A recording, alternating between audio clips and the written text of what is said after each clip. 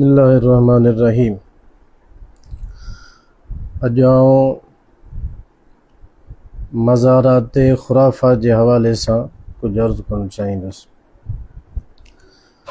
औलिया इकराम जे मज़ारात ते उन्हनि बुज़ुर्गनि जे उर्स मुबारक जूं तक़रीबूं थियनि थियूं, जेको हिकिड़ो जाइज़ ऐं बहितर अमल आहे। अल्लाह वारनि जूं मज़ारूं रूहानी फैज़ जो मरकज़ आहिनि। उते अल्लाह ताला जो ज़िक्र थींदो आहे, नबी करीम अलैहिस्सलातु वस्सलाम ते दुरूद व सलाम पढ़ियो वेंदो आहे।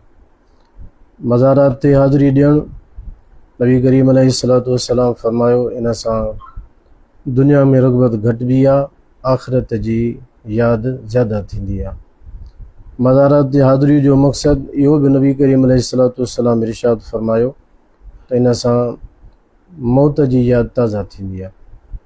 लेकिन अॼुकल्ह बुज़ुर्गनि जे मज़ारुनि ते, बुज़ुर्गनि जे उर्स जे नाले ते जंहिं क़िस्म जा ख़ुराफ़ात मन पैदा कया आहिनि, उन्हनि जो इस्लाम सां या अहले सुन्नत व जमात जे मामूल सां को बि ताल्लुक़ कोन्हे।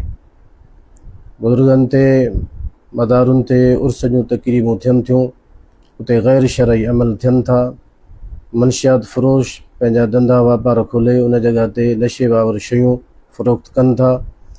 उते जंहिं क़िस्म जा मुजरा थियनि था, जंहिं क़िस्म जा नाच गाना थियनि था, जंहिं क़िस्म जो मर्दनि ऐं औरतुनि जो मेलाप थिए थो, ऐं जंहिं तरीक़े जी उरियानी ऐं फ़हाशी आम हले थी मज़ारनि जे आसपास इहाते में दरगाहनि ते, इन्हनि जो शरीयत सां को बि ताल्लुक़ कोन्हे। इहो इस्लाम में शरीयत में बिल्कुलु नाजाइज़